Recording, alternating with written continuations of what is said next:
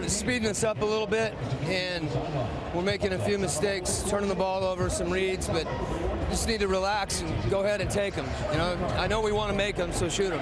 For the second time this postseason, you held James Harden without a field goal in the first quarter. What have you perfected about the way you're guarding him so far? Well, last time we said that, he scored 20 in the fourth quarter, so we're just going to keep trying to do what we're doing. Thank you, Coach. Guys. Eric Gordon with a three-point shot. Capella back in. They swing it around. Here comes Paul. Trying the crossover on Ingles. He'll take a 16-footer and bury it for Houston. Reg, the one thing Utah did well is they weathered the first quarter. Houston, the best scoring first quarter team in the NBA. And James Harden really has struggled with that 0 for 6 and on the bench right now as Jay Crowder, who 23 points in game 4. I think we talked about X factors being favors and how Spider Mitchell played. Jay Crowder found his offense in game 4 as well. Crowder had 18 points in the first half in game 4. That's as much as he had combined in the first 3 games. It's a kick out in the corner, and here comes Tucker on a floater off that baseline. And it's picked up by Crowder. Nice job there by the Jazz running off these Rockets off that three-point line. Ingles with a couple threes. Capella comes out on him. Here comes Mitchell. Back to Crowder. Another 3. Still a good shot. I like that shot. And that high screen and roll with Ingles and Mitchell. Changing gears is Paul knocked away by Crowder and out of bounds. It is off of Utah. Shot clock at 16. Rubio will check back in. Here comes Harden as well for the Rockets. See if Harden now get going offensively here. Again, watch how they're shading him. They're playing on that left side, forcing him to be a driver. You're not seeing that side step back 3, forcing him to use that floater. Rockets with their starters back out there. Rubio. We'll watch Harden put up a 3. Harden with the miss. There's a foul, and it goes on Harden, who picks up number 1. Here comes Crowder. And Harden as they're chest to chest. Harden has started 0 of 7.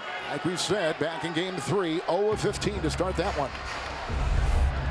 In the fourth quarter of game 4, he only had 5 points. Yeah, so right. A lot of struggling. We talked about for the reigning MVP in this series.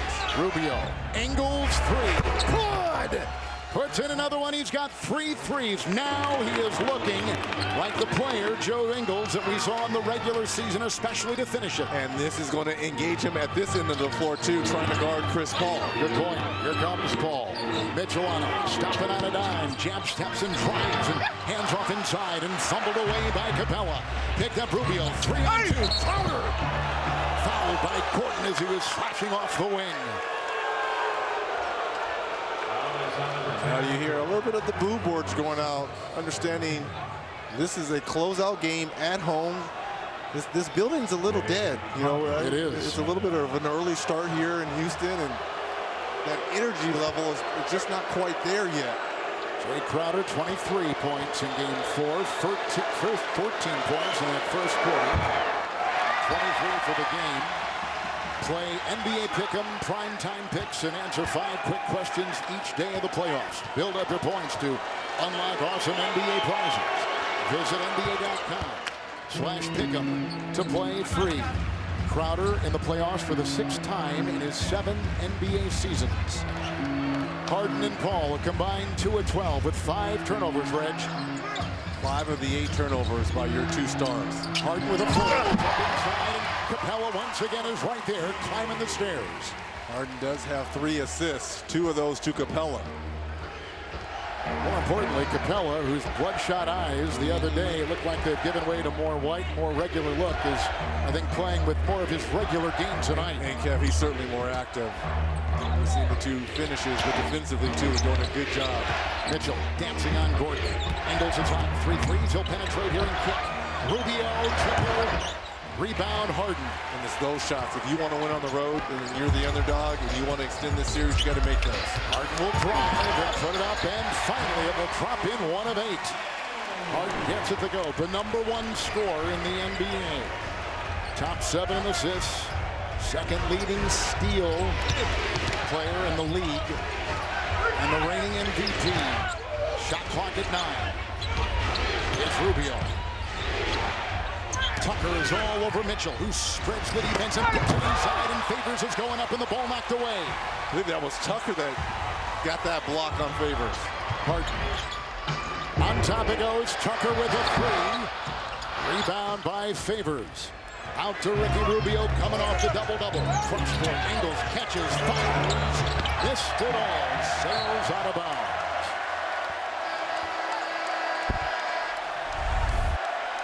There's the penetration by Harden, finds Capella. And then back-to-back plays, just taking it to the hole again. They're forcing him. They're staying on that left shoulder. Rubio and Favors are out for Utah. They bring back in O'Neal. And here comes Gobert with about 8 to play here in the second quarter, Allie. Reggie, to your point about forcing James Harden into those floaters, when you look at his shots in the non-restricted area that are in the paint, he was 4 for 22 coming into this game. It's not that they want to give him a floater in the middle of the paint, but it is his least efficient shot, like you said, and Rudy Gobert made a great point to me yesterday. He said another reason why we don't want him to take the step-back three is it requires the least amount of effort on his part. He felt like one of the things they did really well in Utah was they made him feel the game, the physicality of it. The harder he has to work, the better. Mitchell will drive. Gordon is there. They can't hit it. Everybody missing right on the doorstep. Yeah, 28% shooting for Utah and 37 for Houston. Harden, who makes 40% of his points above the arc. Inside driving is Capella and foul. Let's follow up once again. So 40% of Harden's points come from three, Reg. 31% come from the lane. 27% of his points come from the line, and just 2% from mid-range. And that's what they're forcing him into, those floaters. And on top of that, not only are you using your legs, but you have to shoot it extra higher over Gobert and Favors. So that's to the Jazz credit. They're trying to take a little bit of that sting out of him and wear him down as the course of the game goes on. Joe Ingles has picked up his second personal foul. Crowder, Mitchell, Gobert. Ingles is in. O'Neal in the corner. That's the 5 on the floor for the Jazz. 3, Crowder, no. Rebound by Harden. Harden will dance. O'Neal is there. This is a 3. Another miss. Harden from the floor, 1 of 10. Out of bounds, 7:06 in the second quarter. It's Utah's ball. First 3 games of the series, Reggie, for the Rockets, they averaged 115 points. They shot 46% from the field. They had just 91 points in game 4. And tonight they're staggering a bit with their scoring, as you can see, with just 28. Utah really didn't fully commit to their defensive plan in the first 2 games. That's why those numbers are a little bit skewed.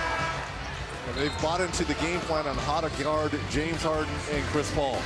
Tucker just picked up the foul. It's his second. We step aside under 7 to play, first half. AI unlocks the art of science. When you open a bottle of beer, I don't think many people actually know the level of science that's filled into that bottle. Back in time, it took Carlsberg several years to produce a new beer. But using Microsoft Artificial Intelligence, we will be able to detect new flavors in a split second and develop better beers faster. With AI, we redefine what's possible. So cheers!